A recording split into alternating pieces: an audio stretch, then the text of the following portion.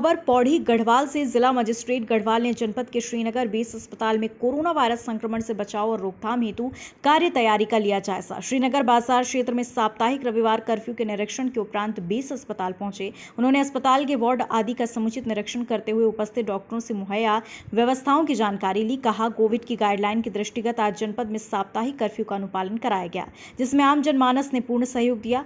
कहा, कोरोना संक्रमण से बचने के लिए लोगों को सामाजिक दूरी का अनुपालन, मास्क और सैनिटाइजर का प्रयोग निरंतर करना जरूरी है, जिससे आम जनमानस कोरोना महामारी से बच सके। जिला मजिस्ट्रेट गढ़वाल डॉक्टर जोग दंडे ने बेस चिकित्सालय श्रीकोट में Covid care centre, ICU ward, निर्माणाधीन आईसीयू वार्ड, कोविड-19 वॉर रूम सहित अन्य कक्षों का निरीक्षण किया। इस दौरान उपस्थित अधिकारी डॉक्टर को निर्देशित किया कि अस्पताल में भर्ती और अन्य मरीजों का रजिस्टर और कोविड मरीजों के लिए बनाए गए पोर्टल को नियमित रूप से अपडेट करना सुनिश्चित करें। उन्होंने अस्पताल में आईसीयू बेड और निर्माणाधीन आईसीयू में कार्य पर नाराजगी जाहिर करते हुए कार्यदायी संस्था को निर्देशित किया कि 15 दिन के अंदर आईसीयू का कार्य पूर्ण करने का सुनिश्चित करें। उन्होंने अस्पताल में उपलब्धि रोगियों के लिए मुहैया सुविधा की जानकारी ली, जिस पर सीएमएस ने एम्बुलेंस पर्याप्त रूप में तैनात है। कहा, इससे मरीज और उनके परिजनों को समस्त जानकारी एक ही जगह पर मिल सके। उन्होंने तैनात संबंधित अधिकारियों के नाम और फोन नंबर डिस्प्ले करने के निर्देश दिए। साथ ही आईसीयू बेड की जानकारी हेतु डिस्प्ले पर चस्पा करने के निर्देश दिए। कहा, कोरोना संक्रमण को देखते हुए जनपद में 3 कोविड डेडिकेटेड अस्पताल बनाए गए हैं। बेस अस्पताल श्रीनगर, बेस अस्पताल कोटद्वार, डीएच पौड़ी, जिसमें समुचित सुविधा मुहैया कराया गया है, जबकि पर्याप्त बेड मात्रा में कोविड केयर सेंटर बनाए गए हैं। इस अवसर पर उप जिलाधिकारी Srinagar Ravindra Bisht, CMS doctor KP Singh, doctor Ajay Vikram Singh सहित अन्य उपस्थित थे।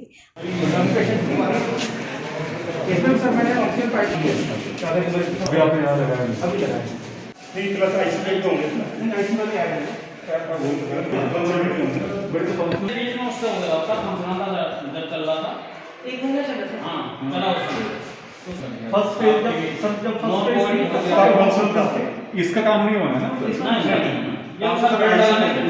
नॉर्मल वार्ड है जो 3 बेड का आईसीयू ओटी के बाहर, ओटी के अंदर ऐसा आईसीयू जो ठीक है 4 4 8 12 बाथरूम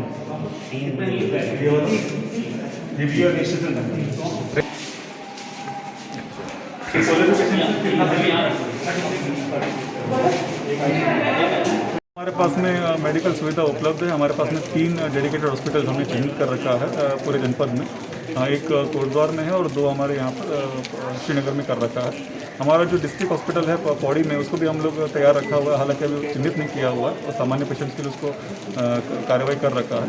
इसके अलावा हम लोगों ने 11 फैसिलिटीज ऐसे आइडेंटिफाई कर रखी है जो हमारी भविष्य में CCC के रूप में हम प्रयोग कर सकते हैं, जहाँ पे असिम्टोमेटिक पेशेंट्स या माइल्ड सिम्टोमेटिक पेशेंट्स को वहाँ पे रखेंगे और अगर लगता है कि उनकी तबीयत ज़्यादा खराब हो जाती है तो हम उनको अस्पताल में शिफ्ट कर सकते हैं। ऐसी हमारी पूर्ण व्यवस्था रहेगी। सभी विकास खंडों में हमने सैम्पलिंग का रेट भी बढ़ा दिया है। पूर्व में जैसे हमारे 400-500 सैम्पलिंग हो रही थी, आज की तिथि में हम लोगों ने 1000 से अधिक सैंपल्स करने का पर डे का जो टारगेट रखा हुआ है उसको हम अचीव भी कर रहे हैं। उसी की वजह से हमारी संख्या भी अधिक बढ़ रही है। जनपद में जितने भी हमारे एंट्री पॉइंट्स हैं अन्य जनपदों से जुड़े हुए, उसको भी हम जो है वहाँ पे चेक पोस्ट बना रहे हैं और वहाँ पे हम लोग सैम्पलिंग की कार्रवाई कर रहे हैं। उससे भी हमारे जनपद में आने वाले प्रत्येक व्यक्ति का सैंपल करने का हमारा लक्ष्य जो है उसको हासिल करने का प्रयास किया जा रहा है। और हम लोग देखकर में बेस अस्पताल में मैंने आज निरीक्षण किया है। कोविड की तैयारी को लेकर आज निरीक्षण का हमारा जो श्रीनगर बेस अस्पताल है ये कोविड के पर्पज़ से डेडिकेटेड कोविड हॉस्पिटल के रूप में चिन्हित किया गया है। यहाँ पे 200 बेड की व्यवस्था वर्तमान में उपलब्ध है और यहाँ पे 30 आईसीयू बेड्स इन्होंने चयनित कर रखा है। वर्तमान में कुछ कार्य वहाँ पे चल रहा है। मैंने ठेकेदार से बात किया है और उनसे कहा है कि 15 दिन के अंदर आप समस्त कार्य पूर्ण करके हमको हस्तगत करा दीजिए ताकि हमारा 200 बेड की जो पूर्ण व्यवस्था है हम उसको संचालित कर सकें। साथ में डॉक्टरों को मैंने जो यहाँ पे काम कर रहे हैं उनसे भी आज मैंने बात किया है। उनके पास कितने संसाधन उपलब्ध है, कितना उनका एम्बुलेंस उपलब्ध है, उसको भी जानकारी लिया है। बेस अस्पताल के पास में 4 BLS एम्बुलेंस और 1 ALS एम्बुलेंस उपलब्ध है आज की स्थिति में। और मैंने इनसे ये भी अनुरोध किया कि आप एक कंट्रोल रूम भी स्थापित करेंगे जिसमें पेशेंट के परिजनों को और पेशेंट को बेड की उपलब्धता, आईसीयू बेड्स का उपलब्धता, पेशेंट्स के स्वास्थ्य की जानकारी टेलीफोन से ही प्राप्त हो जाएगी ताकि उनको अनावश्यक रूप से यहाँ पर आने की ज़रूरत ना पड़े। साथ साथ पेशेंट की स्वास्थ्य को लेकर चिंता जो होती है उसके बारे में भी संतुष्टि महसूस कर सकें। बाकी व्यवस्था ठीक है, लेकिन जो सिविल वर्क चल रहा है उसका भी मैंने अनुश्रवण किया जो धीमी गति से चल रहा है। ठेकेदार को मैंने आज एक वार्निंग भी दिया है, उनको लिखित में भी चेतावनी जारी करूँगा और कार्य की प्रगति बढ़ाने के लिए अनुरोध करेंगे। ये चेतावनी क्या? हाँ, जो चेतावनी है वो सिविल वर्क्स का जो प्रगति है उसको लेकर था, उनका जो कार्य होना था अब तक पूर्ण हो जाना चाहिए था, लेकिन एक सेक्शन में कार्य उन्होंने शुरुआत कर दिया है और जो आईसीयू सेक्शन था वहाँ पर भी कार्य प्रारंभ नहीं किया था, जिसको लेकर मैंने बहुत नाराजगी व्यक्त किया। जी, अभी खास तौर जितना भी हमारा जनपद में प्रवासी पूर्व में आए थे उस समय जो हमने व्यवस्था बनाई थी, अभी उतना संख्या में प्रवासियों के आने की संभावना नहीं है। हालांकि दैनंदिन रूप से जो लोग अभी आवाजाही कर रहे हैं उनको हमको मॉनिटर करना है। साथ में जो लोग बाहर से आ रहे होंगे प्रमुखता से बड़े शहरों से, देहरादून है, दिल्ली है या अन्य किसी बड़े जनपद से, उनको हमको सैम्पलिंग भी करना है। उनका हम लोग को ये प्रयास करना है कम से कम 7 डेज़ के लिए होम आइसोलेशन में भी वो व्यक्ति रहना चाहिए।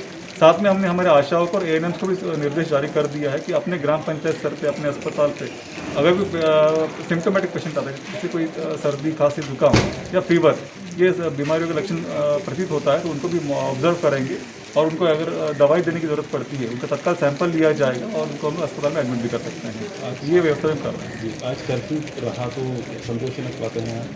हाँ, जितने बंद लगाए थे सभी लोगों ने उसका अनुपालन किया है। कोविड का जो संक्रमण बढ़ रहा है उसको देखते हुए ये जो प्रतिबंध है ये भी आवश्यक हो गया था। आम जनमानस ने इसमें सहयोग किया है और हमारे जो अधिकारीगण हैं, पुलिस विभाग और रेवेन्यू डिपार्टमेंट और अन्य सभी विभाग, इन लोगों ने बहुत इसमें जो सख्ती से इसको लागू भी किया है और आम जनमानस में इसमें सहयोग भी दिया है। तो दोनों का धन्यवाद मैं ज्ञापन करना चाहूँगा। और भविष्य में हमारे जितने भी रविवार दिवस रहेंगे उसमें हमको ये कर्फ्यू का जो हमने शुरुआत किया उसको यथावत लागू रखना है। साथ में जो हमारा नाइट कर्फ्यू का जो हमने निर्देश जारी कर रखा है 9 to 5 का, उसको भी हमें सख्ती से अनुपालन करवाना है। खबर भारतवर्ष के लिए पौड़ी गढ़वाल उत्तराखंड से वीरेंद्र रावत की रिपोर्ट। अपने शहर, अपने प्रदेश की ताज़ा खबरों के लिए लाइक करें, शेयर करें, सब्सक्राइब करें और हाँ, बेल आइकन दबाना ना भूलें, क्योंकि खबर हमारी, फैसला जनतंत्र का।